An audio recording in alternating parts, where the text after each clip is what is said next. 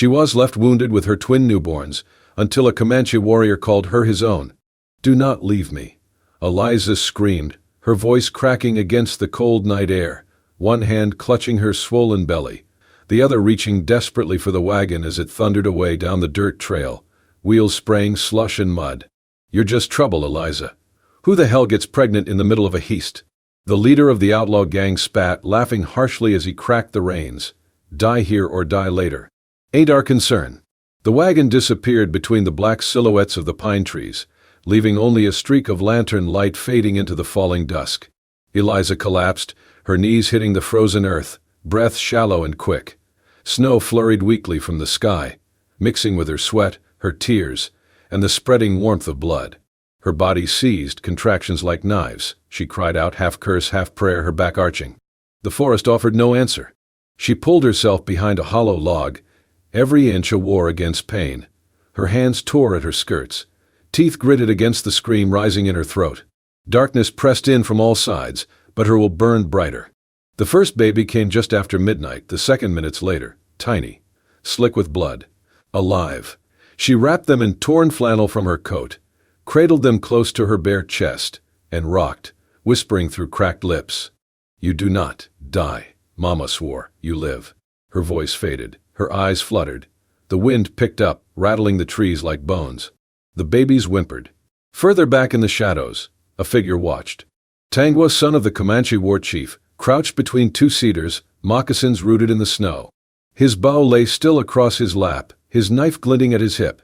He had tracked the outlaw wagon through this pass, not for the woman, but to mark the men who had slaughtered a merchant's camp near their water. He had not expected this. A white woman, alone, birthing on Comanche land. He should have turned away. He had once vowed he would never again lift a hand for the invaders. Not after what they did to his mother. Not after his little brother's cries were drowned by flames. He rose slowly, eyes cold.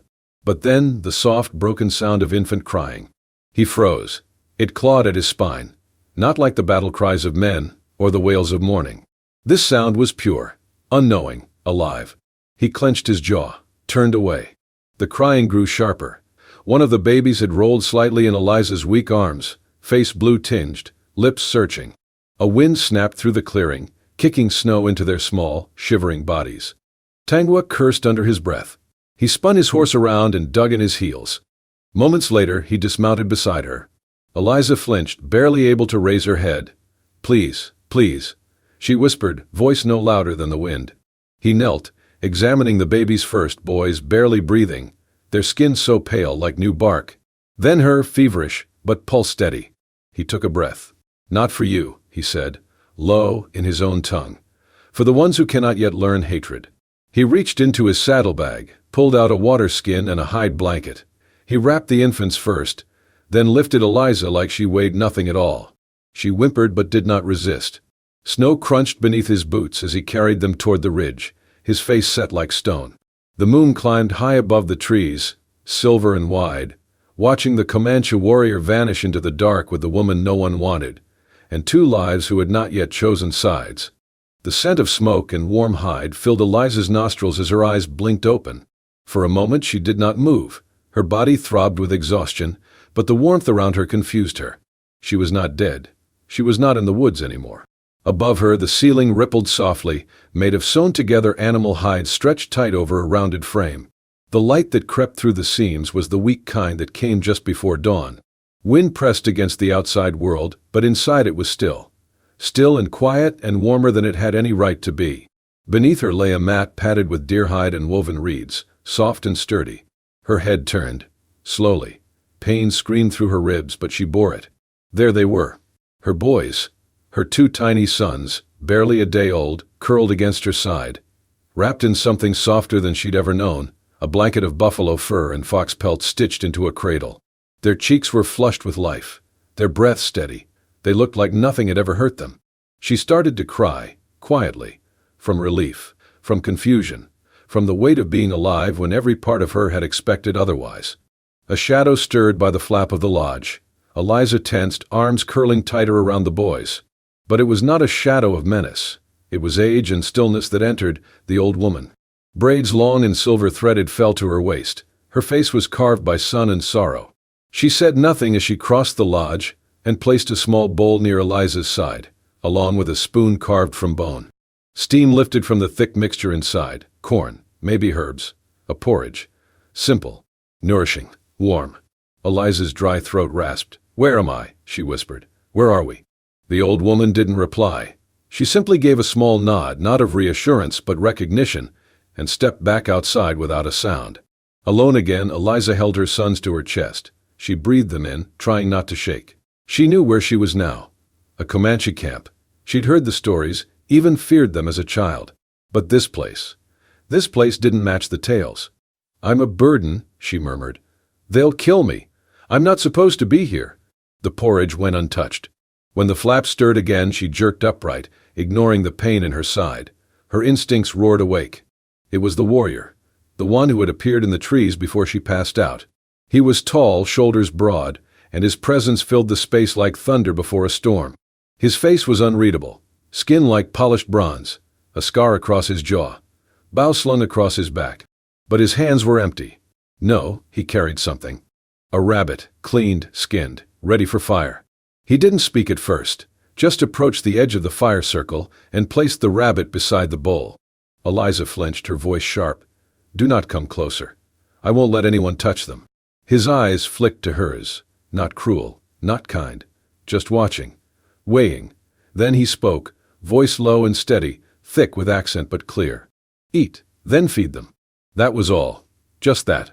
He turned to go, but as he did, she caught the movement of his hand over the rabbit's fur.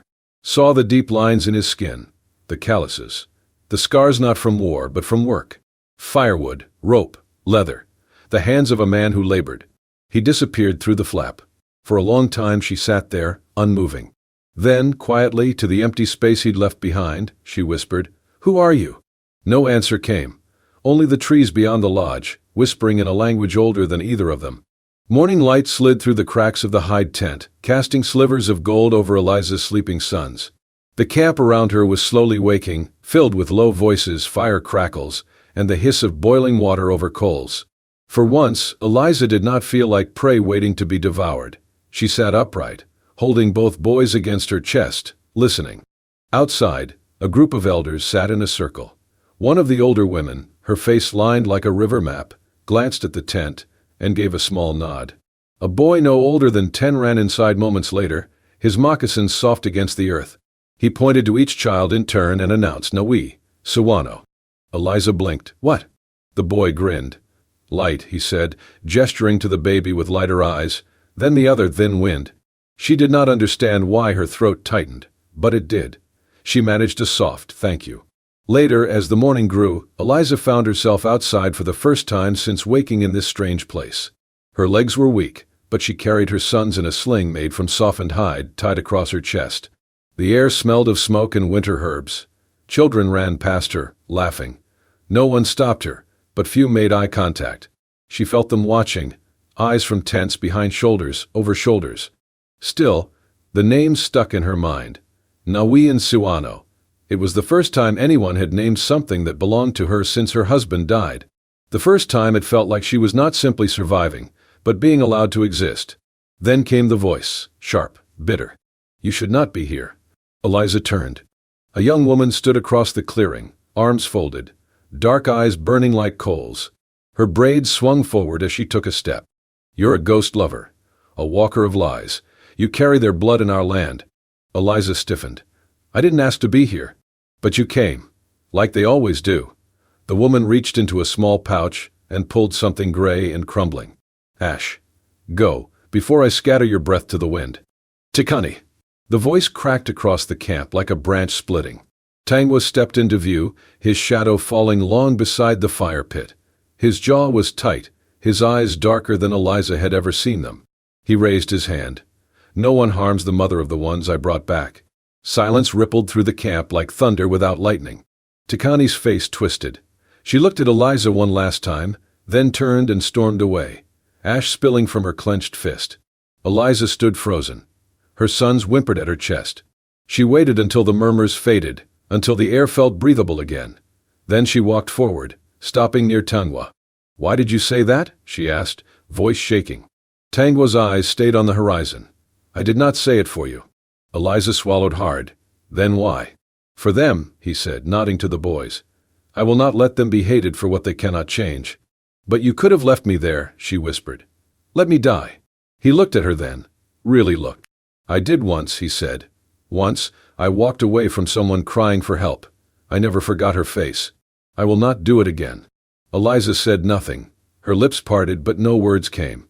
Only the wind answered, cold and clean across her skin. And in that moment something deep inside her shifted, not love, not yet, but a thread. A fragile thread of understanding that tangled between them and the two tiny lives asleep against her chest. Eliza's fingers trembled as she tried to mimic the shape of the word Tangwa had just taught her. Noko, she said, voice tentative. Tangwa nodded once, his eyes soft. Fire. She smiled faintly and repeated it, stronger this time. Noko. In return, he fumbled with the cloth diaper in his hand, one of the twins squirming with protest in the shallow cradle. His brow furrowed, and Eliza reached over, guiding his hands, showing how to fold the edge beneath. Not too tight, she murmured, her voice gentler than she realized. Their eyes met for a fleeting second. No one spoke of gratitude, but it hung between them like smoke from the morning fire. That winter evening they stacked firewood side by side near the tent. He placed his bundle down first, and she laid hers beside it, their fingers brushing briefly. It was not a declaration of anything, but in the cold silence it meant they had started to share warmth, without needing words or permission. Then came the hoofbeats. Distant at first, thudding across frozen earth like war drums. The camp stilled. Warriors reached for weapons. Elders pulled children into tents. Eliza stood eyes wide, clutching the boys to her chest. Tangwa emerged from the edge of the woods, bow already strung. He caught her gaze, then shifted toward the ridge where the riders appeared, 5 of them, pale-skinned, rifles slung across their backs. Travelers, one warrior muttered. But Eliza knew. Her knees buckled. They were from the gang, the same group who left her behind. Only now they were not here to steal. They were here to silence. The lead man, face half covered in beard and frost, dismounted and held up a hand. We heard you took in a woman. Blonde. 2 infants. We're looking to take her back. Make sure she don't talk. His grin was cruel. Tangwa's stance shifted. No one here like that. I think we'll have a look around anyway. But Tangwa raised his hand higher. You look, you die. The man laughed, but it was thin. That night the tribe kept their fires dim. Rain began to fall, light at first, then heavier, turning the dirt to mud. Tangwa took Eliza and the babies beyond the cliffs, into a narrow crevice just wide enough to hide them. He lit no torch. He spoke no loud words. Inside the cave the air was cold and damp. Eliza shivered, cradling her sons as they whimpered softly. Water trickled down the stone walls. Tangwa sat just outside the entrance, soaked through, bow across his lap. He did not sleep. He only watched. When the storm rose and the wind howled like wolves, he slipped inside briefly and took off his outer coat, laying it gently over her shoulders. You will freeze, she said, voice hoarse. He shook his head. Then, finally, he spoke, low and steady. I swore once, after the fire, after the blood, I swore I would never again save a white life. Never again open my hand to a mouth that would curse it. He looked at her. But I broke that vow. Eliza's eyes burned with unshed tears. Why? Because you are not like them. The wind moaned through the stones. You bled for them, he said. But you stayed breathing for them too. That matters. She did not answer. Could not. But when he turned back toward the cave entrance, sitting guard through the night rain, she did not sleep either. She watched him. Every breath. Every motion. Because sometimes the ones who say nothing are the ones who protect everything. The night of the fire festival arrived with the hush of first spring. Smoke curled above the trees in blue ribbons.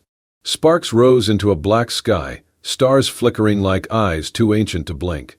The whole Comanche camp had gathered near the central clearing, where the great fire was being fed by cedarwood and bark soaked in fragrant oil. It was a sacred tradition, welcoming the season of life, of planting, of new oaths made and old ones broken. For the young, it was something more. Each warrior carved a small token from wood, a simple-shaped bird, branch, sun, star. It was then offered to the person they wished to court, dropped silently in their lap during the dance of fire. If accepted, it meant the beginning of something new. If returned, the carving would be burned. Eliza stood near the edge of the circle, her twins asleep in a woven sling across her chest. She wore a dress sewn by the older women of the tribe, her pale hair braided and tied with a single feather. She had not planned to attend, but the elder woman who fed her daily had taken her hand and led her there without a word. Now the music of flutes and drums carried like breath through the warm air. Girls laughed in corners. Boys pretended not to look. Sparks danced higher and higher into the night. And Tungwa stood alone, arms folded near the flames. Then, silence. The drums stilled, the flutes quieted, and the tribal chief, a tall man with silver in his braid and eyes like carved stone, stepped forward. He looked at Tungwa. "My son," he said in Comanche, voice calm but firm, "the camp speaks. Some wonder why you brought her, why you broke your vow, why you risk war for a woman who is not of our blood." All eyes turned. Eliza held her breath. Tungwa stepped forward. The fire lit his face in gold and shadow. His voice, when it came, did not tremble. "I did not bring her here," he said. "I brought home my family." The words dropped like stone into still water. Gasps, sharp exhales. The old chief narrowed his eyes. Tungwa did not flinch. "I do not speak of blood. I speak of what is born in fire. She did not ask to be here. She survived to protect. She bled for her children. She learned our words. She did not beg, she became." He turned then, faced the woman in the feathered braid. "I broke a vow," he said, "but I found something worth breaking it for." The old chief was silent. Then he stepped back, and the drums resumed. Eliza stood frozen, her heart pounding so loudly she thought the babies might wake. No one had ever claimed her like that. Not her dead husband, not her family. No one had ever called her home. Her fingers clenched the sling across her chest. The fire glowed brighter. Tungwa had turned away, as if it were done, as if it meant little. But to her, it meant everything. She stepped forward. She said nothing. Words would have failed her. But she placed her hand over her heart, then over his. And in that gesture, the tribe saw her answer. The elder woman nodded. A girl passed by and placed a carved hawk in Eliza's palm. "He made it," she whispered. Eliza traced the edges of the wooden figure with shaking fingers. It was rough in places, like the man who carved it, but strong. Like him. She did not drop it. She did not return it. She held it close. Later that night, as the flames crackled and young couples disappeared toward the trees, Eliza sat beside the sleeping twins, the hawk figure tucked near her chest. Tungwa walked by and paused. She looked up.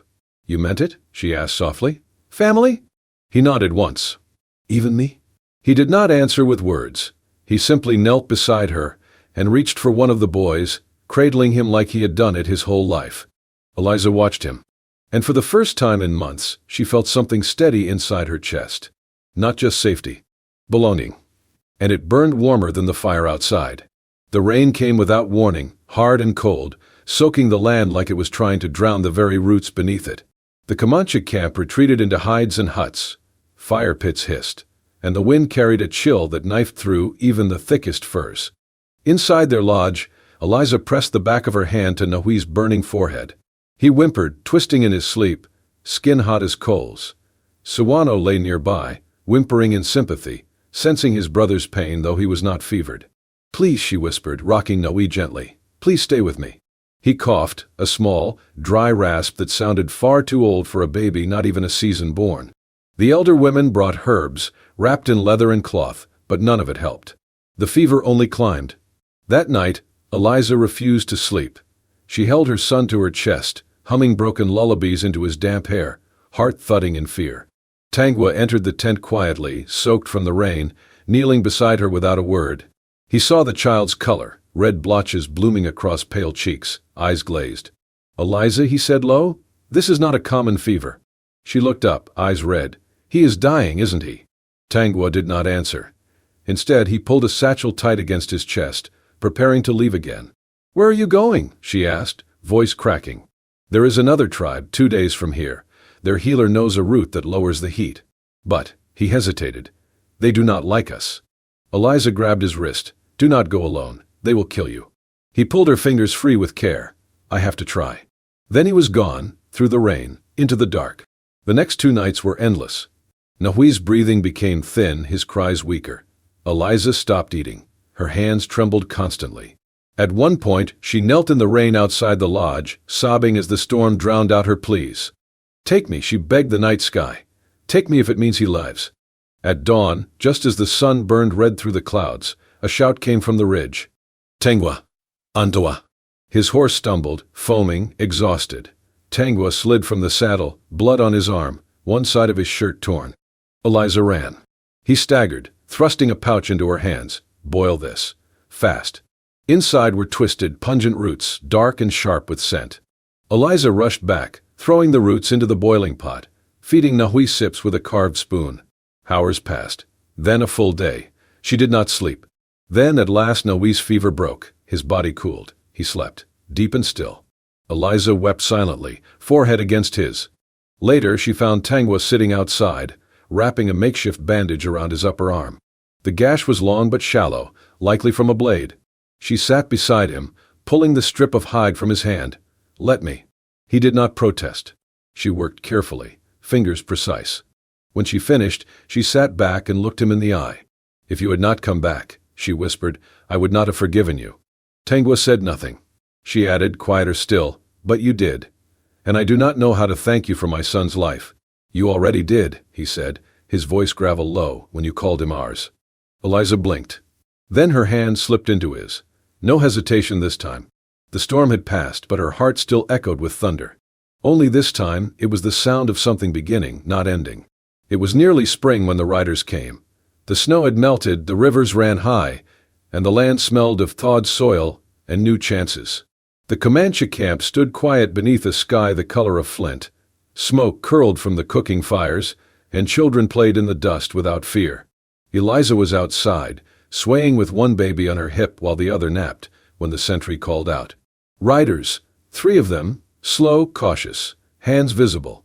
They were white men, rough-looking but not hostile, and each bore makeshift bandages. One limped badly, another clutched his side. Their horses were lean, their eyes full of desperation. Immediately, warriors stepped forward, spears angled low, bows strung tight. Tangwa arrived at a run. Stop, Eliza said, stepping between them. They are wounded. They are invaders, someone snapped. Eliza raised her hand. Let me speak. Tangwa narrowed his eyes but gave her a slight nod. She turned to the men. Why are you here? She asked. The oldest rider, barely staying upright, tipped his hat with shaking fingers. We mean no harm, ma'am. We were ambushed by bandits 2 days south. Lost 2 men. No food, no medicine. We heard whispers that Comanche have healers. We took a chance. Eliza studied them. Their wounds were real, and their eyes, tired, hollow, were not those of men looking to steal or conquer. Just survive. She turned to Tangwa. Let them rest. Let us treat their wounds. It would mean more than saving just them. Tangwa looked past her, at the small children playing in the grass, at the mothers cooking, at the quiet that had taken them years to protect. Then he nodded. Once. The warriors parted. Eliza brought water. The elders brought salve, and the strangers wept with gratitude. Later that evening, as the fire cracked low and the sick slept in borrowed hides, Tikani approached Eliza.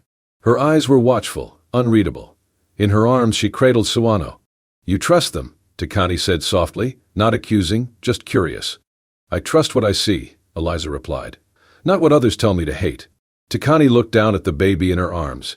His little hand grasped her necklace, gurgling. Slowly, her lips parted.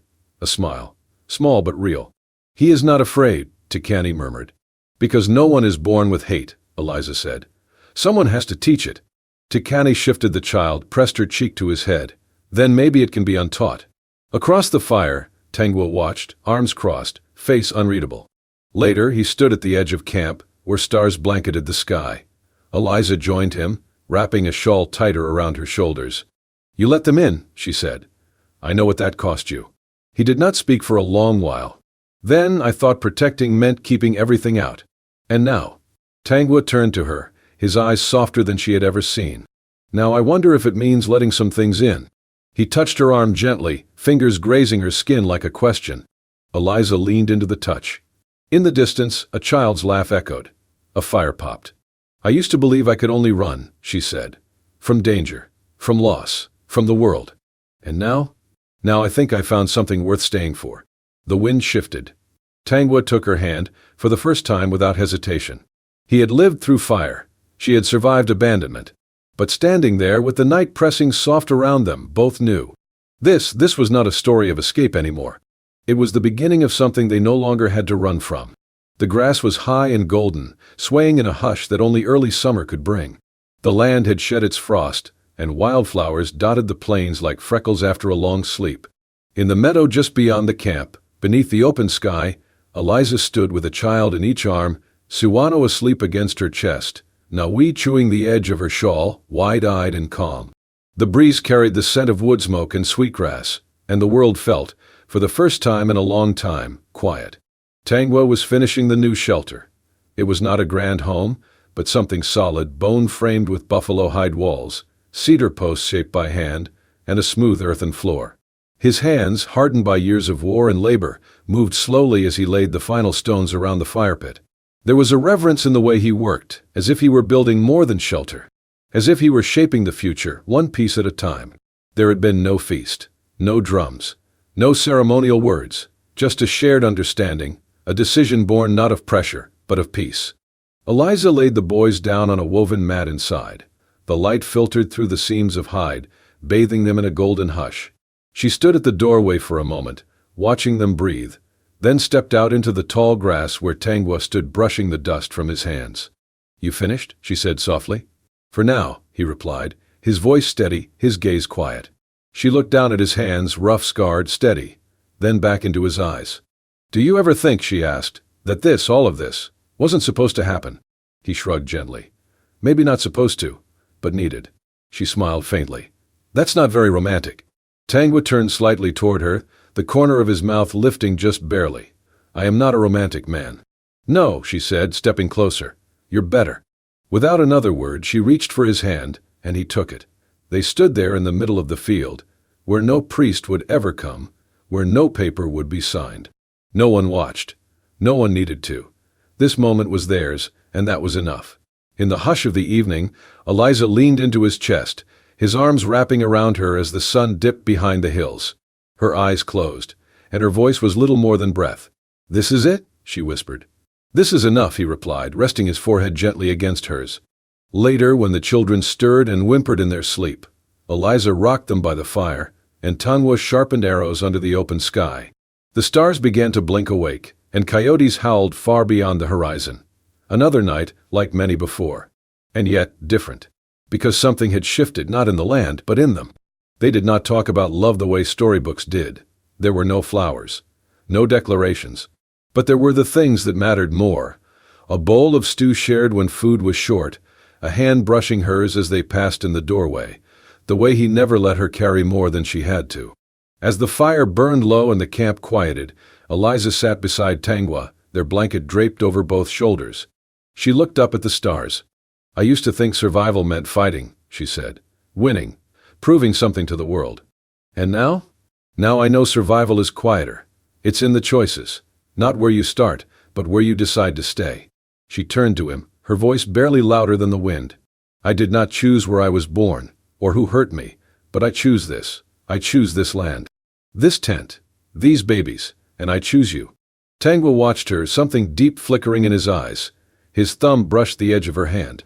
"And I choose you," he said simply. "Not for a day.